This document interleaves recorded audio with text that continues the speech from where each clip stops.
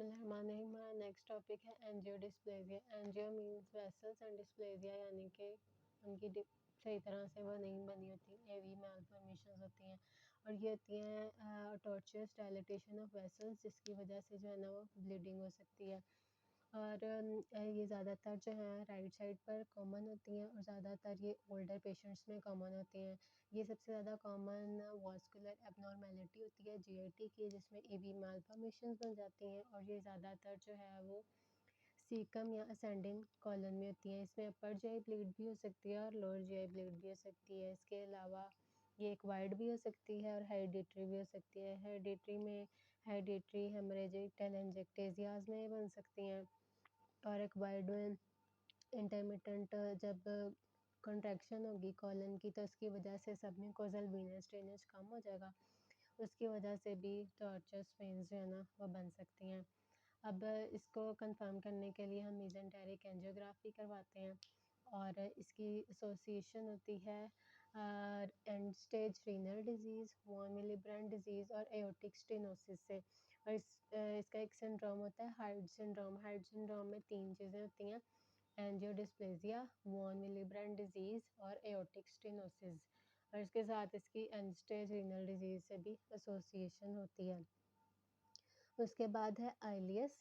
आइलियस में होता है इंटेस्टाइनल हाइपोमोटिलिटी विदाउट ऑब्स्ट्रक्शन। उसकी वजह से कॉम्प्लिकेशन होगी, decrease flatus distended abdomen with decrease bowel sounds. यानी कि अब ऑब्स्ट्रक्शन नहीं है लेकिन फिर भी इंटेस्टाइन जो है उसकी मोबिलिटी जो है वो कम है। और जब पेरिस्टालसिस नॉर्मल होती है ना, जब पेरिस्टालसिस नहीं हो रही, इस तरह रेस्ट में पड़ी हुई है जो है वो हमारी इंटेस्टाइन, तो उसकी वजह से जो है आगे कुछ भी नहीं जा रहा, तो उसकी वजह से फिर कॉन्स्टिपेशन हो जाएगी, फ्लैटस भी पास नहीं होगा, एब्डोमेन डिस्टेंड करने लग जाएगा और बाउल साउंड भी कम हो जाएंगे। ये होती किस वजह से है, इसकी किस चीज़ों से एसोसिएशन होती है। जैसे अगर किसी की एब्डोमिनल सर्जरी हुई है तो उसके बाद पेशेंट पोस्ट ऑफ आइलियस में चला जाता है, उसकी कुछ देर के लिए गट जो है वो रेस्ट में चली जाती है, पेरिस्टालसिस नहीं होती, इसलिए फिर हम बावल साउंड सुनते हैं कि पेरिस्टालसिस स्टार्ट हुई है या नहीं।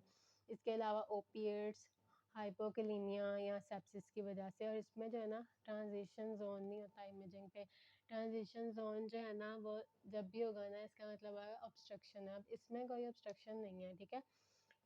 ऑब्स्ट्रक्शन में तो ऐसे होगा ना, पीछे से प्रॉक्सिमल जो है वो डायलिटेशन है और आगे से नर्विंग होती है, लेकिन इसमें ऐसा कोई सीन नहीं है। गट तो बिल्कुल ठीक है, उसमें कोई नर्विंग नहीं है, वो तो वैसे आइलियस में गई हुई है, तो इसमें इस वजह से इसमें कोई ट्रांजिशन जोन नहीं होगा, यानी कि कोई एयर फ्लूइड लेवल नहीं मिलेगा हमें इमेजिंग पर। और इसका ट्रीटमेंट में हम वैसे करेंगे, बावल रेस्ट देंगे, उसको इलेक्ट्रोलाइट करेक्शन करेंगे क्योंकि हाइपोकैलिमिया की वजह से भी हो सकता है, और उसको कोलिनर्जिक ड्रग्स देंगे जिससे इंटेस्टाइन की जो मोटिलिटी है वो ज़्यादा हो जाएगी। उसके बाद है नेक्रोटाइजिंग एंटेरोकोलाइटिस, यानी कि इसमें जो स्मॉल इंटेस्टाइन और कॉलन इन्वॉल्व है और साथ इसका नेक्रोसिस हो रहा है। और इसका जो सबसे इम्पॉर्टेंट रिस्क फैक्टर है ना वो है प्री मेच्योरिटी। ये होता है फार्मूला फेड इन्फेंट्स में, जब यानी कि इसमें जो है ना फीडिंग इंटॉलरेंस होती है। जब बच्चा फीड करता है ना, पहले उसने बच्चे ने फीड की तो उसका इम्यून सिस्टम अब जो है इमेच्योर होता है, ठीक है।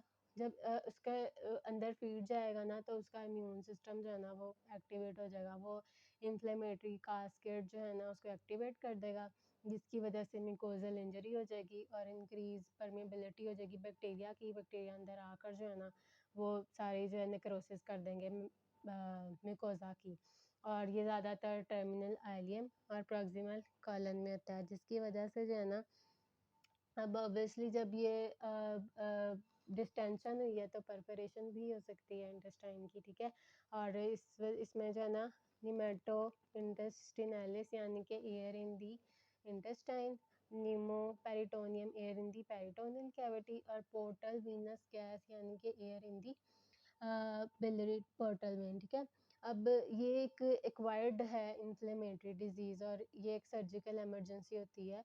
और इसमें जो है ना मैं बेसिकली प्री मैच्योरिटी की वजह से ये जो है ना होती है। अगर और इसमें बर्थ वेट का भी रोल होता है, अगर किसी का बर्थ वेट ज़्यादा है ना तो उसमें इसके चांसेस कम होंगे। अगर कम बर्थ वेट है तो फिर इसके चांसेस जो हैं वो ज़्यादा होंगे। जब वो फीडिंग करेगा तो फिर इम्यून सिस्टम उसका एक्टिवेट होके नेक्रोसिस करा देगा और फिर वो एक सर्जिकल इमरजेंसी बन जाएगी और बच्चा जो है उसमें एपिसोड्स ऑफ एपनिया और शॉक भी हो सकता है।